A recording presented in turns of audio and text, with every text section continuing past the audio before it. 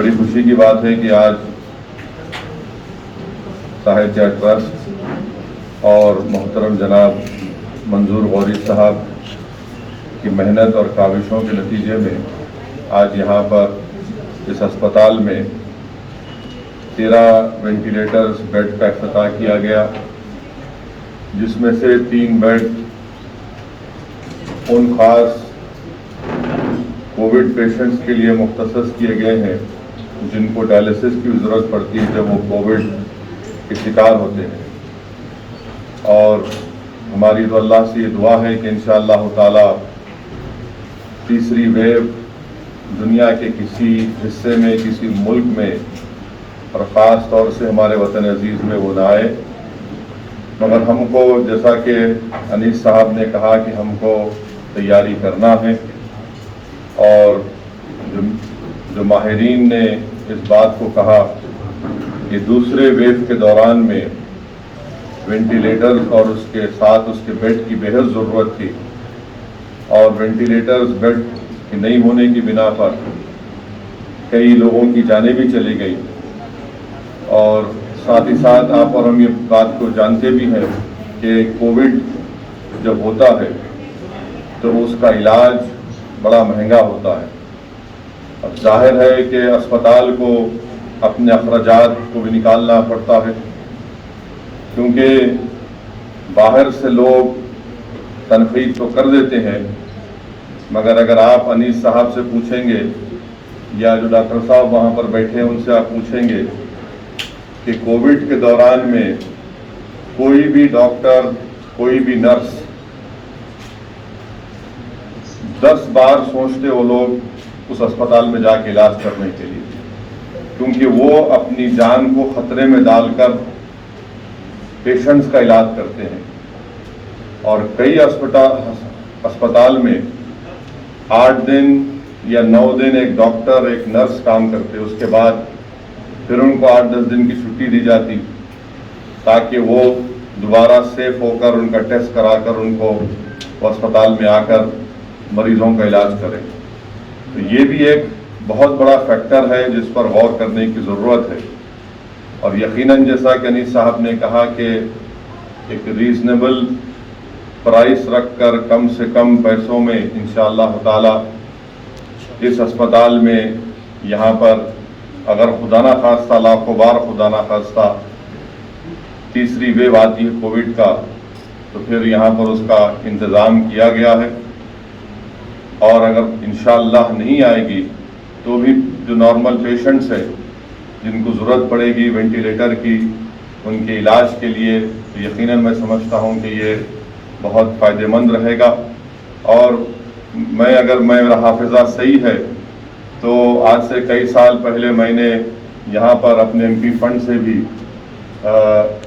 यहाँ पर मेरे ख्याल से डायलिसिस का एक मेरे MP फंड से ये इस हॉस्पिटल यहाँ पे ये इस हॉस्पिटल को आपके मलकपेट में कहीं दिया, मैं नहीं मालूम मेरे को, आप देखें। बहरहाल खैर ये बड़ा अच्छा काम यहाँ पर हो रहा है। और अनीस साहब, अगर आपको MP फंड, मेरे पास अभी लेटर आया है कि हैदराबाद MP फंड में अभी मैं कितने करीब 80 लाख या 1 करोड़ का प्रपोजल दे सकता हूँ। तो अगर आपको ज़रूरत है तो अगर आपकी ज़रूरत है तो इंशाअल्लाह ताला आप बताइए। और किस चीज़ के लिए ज़रूरत है, इक्विपमेंट, अगर मेरे पहले मालूम होता तो मैं पहले बोल देता था, मगर अभी मुश्ताक से कंफर्म किया मैं, तो वही मुश्ताक ये बोले कि गवर्नमेंट ऑफ इंडिया से जो मिनिस्ट्री ऑफ स्टैटिस्टिक्स है, जो MPLAT की इम्प्लीमेंटेशन की वजारत है, उनके पास से ये ख़त आया कि अभी 1 करोड़ के मैं प्रपोजल दे सकता हूँ। तो इंशाअल्लाह ताला आप बताइए और क्या आपको चाहिए इस अस्पताल को मजबूत करने के लिए। और इंशाअल्लाह हमारा फोकस यही होना चाहिए कि हॉस्पिटल्स पर हमको तवज्जो लेने की ज़रूरत है। इसीलिए जब मंजलिस ने उस्मानिया हॉस्पिटल की नई बिल्डिंग की तामीर की बात की तो बहुत से लोग तनकीद किए कि आप पुरानी बिल्डिंग को तोड़ने की बात कर रहे हैं।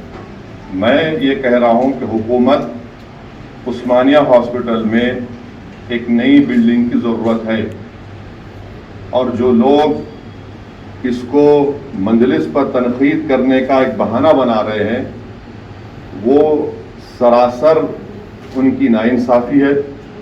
وہ عثمانیہ ہاسپٹل کے حالات سے واقف نہیں ہے، وہ کبھی بھی گورنمنٹ کے ہاسپٹل میں جا کر علاج نہ کروائے، نہ ان کو معلوم وہاں کے حالات کیا ہیں۔ میں پچھلے 26-27 سال سے، جب سے 94 میں اللہ سبحانہ و تعالیٰ کے فضل و کرم سے عوام نے مجھے بحیثیت رکن اسمبلی چار مینار منتخب کیا، میں عثمانیہ کو دیکھ رہا ہوں اور دن بدن اس کی حالت خراب ہوتی جا رہی ہے۔ نئی بلڈنگ کی ضرورت ہے۔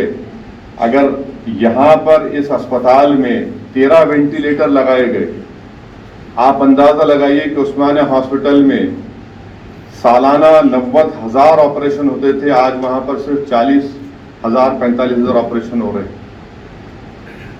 ہیریٹیج بچانا ہے بچائیے آپ، مگر اگر جان بچانا ہے، علاج کروانا ہے، کم سے کم پیسوں میں علاج کروانا ہے، تو پھر یہ فیصلہ ہم کو کرنا پڑے گا، اور ہم حکومت کو کسی بھی طریقے سے یہ کہہ کر نکلنے نہیں دیں گے کہ نہیں آپ لوگ ہیریٹیج کی بات کر رہے ہیں۔ ہیریٹیج ہے بچائیے، ہم کو اس کو اعتراض ہے، مگر ہیریٹیج کے نام پہ اگر نئی بلڈنگ نہیں بنائیں گے، وہاں پر کم سے کم 20 lakh square feet build up area کی ضرورت ہے، اور جو لوگ مجلس کی مخالفت کر رہے ہیں وہ نادان ہیں، حقیقت کو جانتے نہیں ہے، زمین سے کوئی کنیکشن نہیں ہے لوگوں کا، کیونکہ نہ تو وہ کووڈ میں عوام کے درمیان تھے، نہ وہ عوام کی تکلیف کو سمجھ سکتے ہیں، نہ وہ اسپتال چلانے والوں کی تکلیف کو سمجھ سکتے ہیں۔ آج کل کیا ہو گیا کہ بس فیس بک پہ بیٹھو، ایک 4 منٹ کا ویڈیو غلاظت کا نکال دو، میں بہت بڑا قوم کا غازی بن گیا۔ کام زمین پہ کیا ہوتا ہے، کیسے ہوتا ہے، کس طرح سے اس کو تکلیف اٹھانا پڑتا ہے، وہ ہم کو دیکھنا ہے۔ جو ورنگل کی جیل کو توڑ کے چیف منسٹر وہاں پر 2 ٹاور بنائیں گے، اور یہ تو دارالحکومت ہے۔ عثمانیہ سب سے پرانا میڈیکل کالج ہے پورے ملک کا، ساری دنیا میں سارے لوگ اس کے ڈاکٹرز پھیلے ہوئے ہیں۔ جب ہم جا کر بلالا صاحب جانتے ہیں کہ ہم جا کر ڈاکٹر سے ملاقات کیے تو کئی ڈاکٹرز وہاں پر آ کر بولے کہ سر ہم لوگ یہاں پر کڈنی ٹرانسپلانٹ کرتے، ہارٹ ٹرانسپلانٹ کرتے، ہمارے پاس لیور ٹرانسپلانٹ ہوتا ہے، ہمارے پاس لنگ ٹرانسپلانٹ کرنے کی بھی ہمارے پاس ایکسپرٹیز ہے، مگر آپ دیکھ نہیں رہے ہیں۔ آپ لوگ صرف عثمانیہ ایک ہاسپٹل نہیں ہے، نیلوفر عثمانیہ کے تحت آتا، MNJ کینسر ہاسپٹل عثمانیہ کے تحت آتا، نامپلی کا گورنٹی اس کے تحت آتا، تو یہ سب چیزیں ہم کو دیکھنا ہے۔ تو اسی لیے عوام بھی اس بات کو محسوس کر چکی ہے کہ یقیناً روڈ، ڈرینیج، آپ کا روڈ وائڈننگ، برقی آبرسانی ضروری ہے، مگر کووڈ کے اس تجربے کے بعد، تکلیف دہ تجربے کے بعد، عوام اس بات کو اب مطالبہ کر رہی ہے کہ آپ ہمارے لیے صحت کا کیا انتظام کریں گے، کیونکہ یہ بات عامر بھائی اکنامکس کے ایکسپرٹ ہیں، ہیلتھ کے ایکسپرٹ ہیں۔ میں جو کچھ تھوڑا بہت مجھے سمجھ میں نہیں آتا تو عامر بھائی کو فون کر کے پوچھتا ہوں، ان کا دماغ کھاتا ہوں۔ عامر بھائی خود آپ کو بتائیں گے کہ اس ملک میں مقروض ہونے کا کئی اسباب ہیں، وجہ ہے، مگر سب سے بڑی وجہ ہے کہ اگر کوئی غریب کے خاندان میں بیمار پڑ جاتا تو وہ قرضوں کے چکر میں پڑ جاتا، تو اس کو دیکھتے ہوئے ہم کو عثمانیہ بلڈنگ کو بنانے کا ہے، اور بنائیں گے انشاءاللہ تعالی۔ میں جو ہے یہ چیخنے پکارنے والوں سے میرے کوئی فرق نہیں پڑتا، کیونکہ یہ موقع ہے، صحیح وقت ہے، تو میں یہ بولنا بھی چاہ رہا ہوں کہ بنائیں گے ہم انشاءاللہ تعالی، چاہے وہ ہیریٹیج کی بلڈنگ کو رکھتے نہیں رکھتے، وہ KCR کا مسئلہ ہے۔ سانپ میرے گلے میں ڈال کے نہیں پھرنے والا ہوں میں، سانپ ان کے گلے میں پڑیں گا، انہوں سنبھالو سانپ، ہمارے کو بلڈنگ ہونا، نئی بلڈنگ ہونا، اور بنائیں گے انشاءاللہ تعالی، لڑیں گے CM سے بولیں۔ اس میں احمد پاشا قادری صاحب اور جعفری صاحب جا کر ہیلتھ سیکرٹری جناب رضوی صاحب سے ہی بات کی، تو رضوی صاحب بھی بولے کہ ہاں صاحب یہ آپ کا پرپوزل ہے۔ ہائی کورٹ میں بھی 2 کیسز ہیں، ایک اب پرسوں ہائی کورٹ بول دیا آپ طے کرو، بول ہائی کورٹ خود بول دیا طے کرو اس کو، کیونکہ یہ سمجھنا ہے ہم کو اور ہم کرائیں گے انشاءاللہ تعالی. میں کوئی وہ اس طرح کا سیاستدان نہیں ہوں کہ خالی واہ واہ تھالیوں کے فیصلے لوں گا. ہم لیں گے فیصلے، لیں گے، سخت ہوں گے، عوام کو سمجھائیں گے. اور غریب جانتا اس بات کو، جو لوگ اسپتال کا بیڈ نہیں ملنے کی وجہ سے جو اپنے عزیزوں کو، اپنے والد کو، اپنے بیوی بچوں کو کھو دیے، وہ میری بات کو سمجھیں گے. جو کوئی نہیں کھوئے ان کو سمجھ میں نہیں آتا. ان کو تاریخ میں رہنا ہے، جا کے تاریخ میں رہو. میں تاریخ بنانا چاہتا ہوں اور بنا کر رہوں گا انشاءاللہ. تو میری آپ تمام سے گزارش ہے کہ اس طرح کے فلاحی کام کرنے والے اداروں کو ہم تمام کو ان کا ساتھ دینا ہے، ان کو مضبوط کرنا ہے. اور اگر کچھ بھی نہیں کر سکتے تو ان کے لیے دعا کرنا ہے. اگر آپ تنقید کرنا چاہتے تو آپ کچھ کرو، پھر بناؤ، ایسا اس طرح بناؤ، بنا کے دکھاؤ.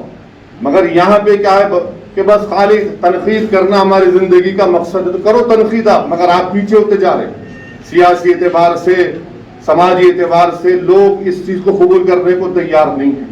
اور آخر میں آپ سے اپیل کر رہا ہوں کہ تھرڈ ویو کو اگر روکنا ہے تو ویکسینیشن کروانا ضروری ہے. ویکسینیشن کروانا ضروری ہے. اور یہ پورے ڈاکٹرز کی موجودگی میں زبان کھول رہا ہوں، میں معافی چاہتا ہوں غلط بول رہا ہوں. تو ڈیلٹا ویریئنٹ سب سے ڈینجرس ہے. اگر وہ ڈیلٹا ویریئنٹ شروع ہو گیا تو سیکنڈ ویو سے زیادہ مضر ثابت ہو سکتا، خدا نہ خواستہ ہو. اور اس سے بچنے کا ایک ہی طریقہ ہے کہ آپ اپنا ویکسینیشن کروائیے. اپنے گھر والوں کا، اپنے کام کرنے والوں کا، اپنے دوستوں کا، سب کا ویکسینیشن کروائیے.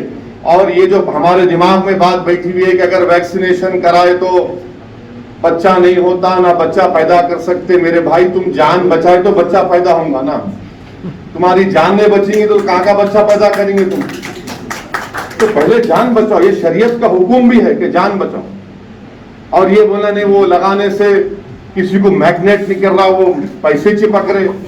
ارے میرے کو سمجھ میں نہیں آیا، ہم کو نہیں چپک رہے پیسے، تمہارے گھر چپک رہے. ہم تو سیاستدان ہیں نا، ہم تو پورے تنقید کا، ہر گناہوں کا، برائیوں کا منبع ہے ہمارے مخالفین کے لیے. نہیں دیکھو لگا اس کو چپک رہا. ارے بابا کووڈ چپک گیا تو پھر پیسہ بھی نکل جاتا جیب میں کا. اس لیے ویکسینیشن لگوائیے، ترغیب دیجیے. اب تو گورنمنٹ کی طرف سے آپ کو وینز بھی نکلے ہیں. آپ موبائل وینز ہے، پلیز کروائیے، خدا کے لیے کروائیے. اس میں ذرا سی بھی کوتاہی مت کریے. آپ سمجھیے اس بات کو کہ بہت سے لوگوں کو ہم نے کھویا ہے، اس کا اندازہ بھی نہیں ہے. آپ قبرستان جا کر دیکھیے یا شمشان گھاٹ جا کر دیکھیے، پوچھئے وہاں پر کتنے لوگوں کو ہم نے کھویا. جتنے لوگ آج یہاں پر بیٹھے ہوئے ہیں یا جتنی لوگ میری بات اب ٹی وی پہ سنیں گے، آپ اپنے دل پہ ہاتھ رکھ کے میں آپ سے سوال کر رہا ہوں. آپ بتا دو کہ کیا آپ کسی ایک آدمی کو جانتے جو کووڈ سے مارا؟ سب بولیں گے ہاں میں جانتا ہوں، سب بولیں گے ہاں میں جانتا ہوں. جانتے ہیں تو پھر کروائیے نا، ویکسینیشن لیجیے. ویکسینیشن لینا ضروری ہے. ان کو بچائیے، ڈاکٹروں کو بچانا ہے. آپ کو معلوم اس ملک میں افیشلی 1400-1500 ڈاکٹر مر گئے. ایک ڈاکٹر کو تیار ہونے کے لیے 8-10 سال لگ جاتے ہیں. وہاں کے آپ بیٹھے ہوئے ہو، ڈیکن میڈیکل کالج کے ماشاءاللہ پڑھے ہوئے ہیں. 10-12 سال کی محنت کے بعد وہ آتے ہیں. اگر 1500 ڈاکٹر کا علاج انتقال ہو گیا تو اس کا مطلب ہے ہم اور 10 سال 8 سال پیچھے ہو گئے. اس لیے ان ڈاکٹروں کو بچانے کے لیے، نرسز کو بچانے کے لیے، اپنے پورے معاشرے کو بچانے کے لیے ویکسینیشن لیجیے. السلام علیکم ورحمۃ اللہ وبرکاتہ.